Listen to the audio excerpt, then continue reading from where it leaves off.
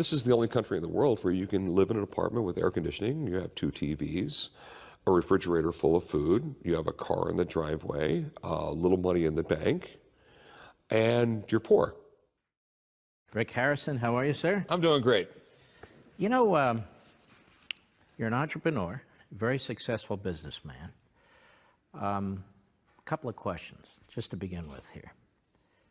You never went to college, did you? Nope. All this talk about free college, and you can't make it unless you went to college. How far in high school did you go? Finished the 9th grade. 9th grade? Yeah. Then what happened? Little bit of job here. I started buying and selling stuff. Basically educated myself. And then I'd always been buying and selling stuff. My dad had a little coin shop, and I wanted a pawn shop. So you finished the 9th grade. Yeah. And you're self-educated.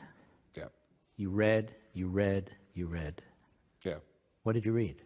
Well, I mean, it'll go back to when I was a kid. I mean, I was a really sick kid. I developed epilepsy when I was 8 years old, and I'd have violent seizures, and I would literally I couldn't get out of bed. I couldn't walk. Sometimes I couldn't walk for a week or two. And my mom went to the library. I mean, we were lower middle income. My dad was in the Navy. He was in Vietnam. My mom's trying to sell real estate on the side. We didn't have a lot of money. And you were in San Diego back then. Yeah, San Diego. And, you know, this is 1973. There is no cable. There's no kids programming on television. And we definitely didn't have the money for more than one TV in the house. So my mom went and got me a set of books that was sort of kismet. This really, like, changed my life. She went to the library, and it was John D. Fitzgerald's The Great Brain.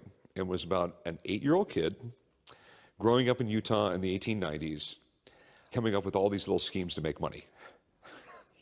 And I just devoured the books. I think there was like 8 books in the series. I read them in a week or two. And I just fell in love with reading ever since then. I mean, I was 12 years old. I was going to the library and checking out books on physics. You're libertarian, conservative, it depends on the issue. You're Republican, Democrat, pro-Trump, anti-Trump. Tell us. More of a libertarian, pro-Trump mostly. Like I said, I don't agree with everything he does. I mean, what do you agree with? Lower taxes, less government. Because in the end, that's what works. Mm-hmm. And it's just not a theory. I mean, you can go throughout history. When we had less government, you have a better economy, you have better lives, better everything. And the invisible hand is that we all interact with each other. We know what we want better than anybody else knows what we want, and so forth and so on. So when the government intervenes, basically it's a relative handful of people with an army of bureaucrats telling us what we want, telling us what we need. How can those handful of people, those masterminds, know as much as all the rest of us? And isn't the problem that they can give us a piece of cheese, but to explain how we get a piece of cheese actually requires people to pay attention for about 3 minutes so you can explain it? I mean, it's literally an office worker telling a plumber how to do his job. You know, there is a need for government. We do, we need roads. You know, we need a system of educating our kids. I think there should be all vouchers for teaching our kids. So there's school choice. We need to make sure no one's shooting at us and things like that. But you came from very little. You didn't go to college. You didn't get a high school diploma. And according to many people in our country, that's it. You're never going to succeed. And you're an example of somebody who says, wait a minute. I've got my own brain. I've got my 2 hands, relatively good health. I am going to succeed. Yeah. And in America, I can succeed. Is that right? It's true. I mean, well, you know, I think it would be a lot harder for me to do the same thing today because there's just so much government BS you have to go through. I mean, there's constantly a new law. There's some new rule regulation. More and more difficult to fire a bad employee. I mean, it's in the 80s. I could go down and get a business license and be open in 3 weeks. Now it's 3 or 4 months, and it's like that with almost everywhere in this country. It's just the layers and layers of BS. It's much more difficult for a young couple sitting at the kitchen table say, hey, should we go open our own business? You're going to need a lot more money. There's going to be a lot more BS. There's a lot more expenses. Now, the Supreme Court rules that, yes, states can tax the internet. So now you have 50 states, District of Columbia, the territories. Some guy wants to start a business like you. He doesn't have a lot of capital. He wants to go on the internet, can't really afford a brick and mortar store. And he's got to be able to, or she, to file taxes in every state of the union and then some. Well, and then some. I mean, we look at California. California, I think, has got 59 counties, and in those counties, they have different. I mean, they have a couple hundred different sales tax rates, and you can't. You rate basically what you do is just make it more and more difficult, and it's just the insanity of government. You've got one of the most popular TV shows in America, one of the highest rated TV shows on cable. I'm sure people know who you are when you're walking the street. I know that in Las Vegas, because when we were with you, everybody, hey, Rick. Yeah. So you're speaking out more about the country.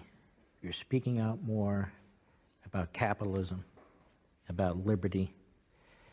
Is that because you're recognized and you're part of the culture and you're concerned about the future of the country? Well, yeah, I am. I'm concerned about the future of the country. I mean, I have 6 kids. I have 3 grandkids. And there is going to be an economic reckoning in this country eventually. You know, the government will give you all their voodoo economics about how Social Security is fully funded. It's insanity. It's the equivalent of me saying, well, I had $1 million and I loaned it to myself, but then and I gave myself an IOU, but then I went out and partied and spent all the money, but I'm still a millionaire because I owe it to myself. There's no money in Social Security. There's no money. There is no. They have a Social Security trust fund there is no Social Security trust fund. The government took all the money. The government spent all the money, and it just concerns me that eventually we'll have an economic reckoning. Because of the massive debt? It's the massive debt, and eventually they will have to monetize the debt, and it will cause inflation. Venezuela. Yeah, look at Venezuela. Some of the richest natural resources in the world. It has more oil than Saudi Arabia, but this is another thing that liberals really irk me on. They complain about when a CEO makes $20 million a year. They have no problem when a sports star makes $20 million a year.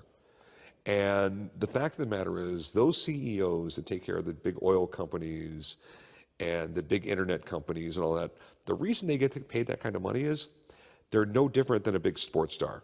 They're guys who, they have that skill set just like LeBron James has a skill set. And when you have a politician go like, I can run an oil company. No, you can't.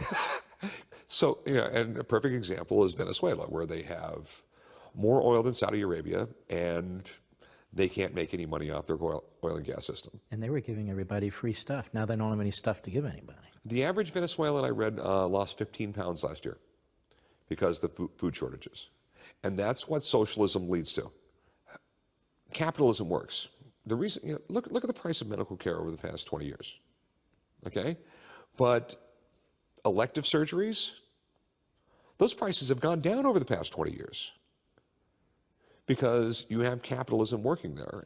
There's a million other things too with medical care. You have tort laws where everybody's suing everybody. I think I read once that almost every prescription drug out there has a lawsuit against it. In capitalism, it's survival of the fittest. That's why this car company is competing.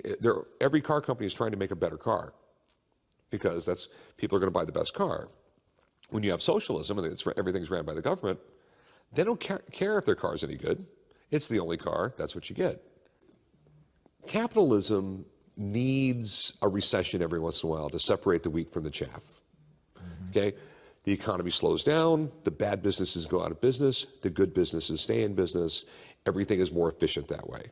And it sounds cruel, want to do that. But when you have a politician speaking everything, like, we don't want a recession, so people might lose a job and I'll lose in office. It's not a perfect world, and these things have to happen to have a stable economy. You perpetually prop up, the more you prop up an economy the harder it's going to fall.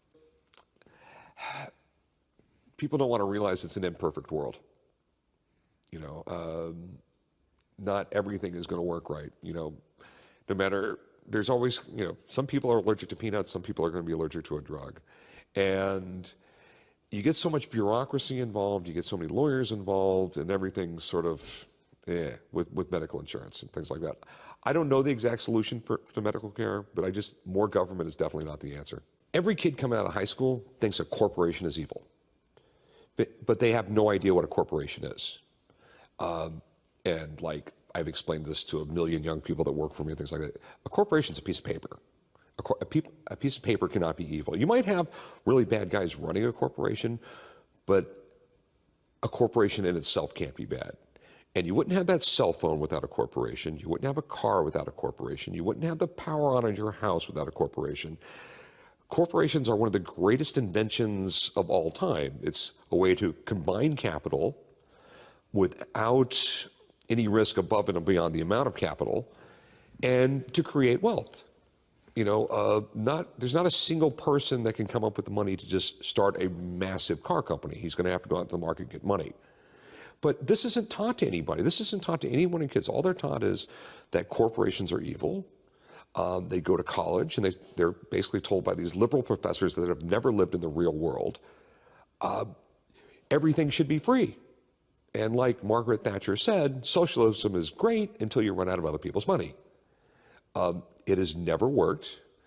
All it does is, the socialists say everyone will be equal, and you'll be equally miserable and equally poor.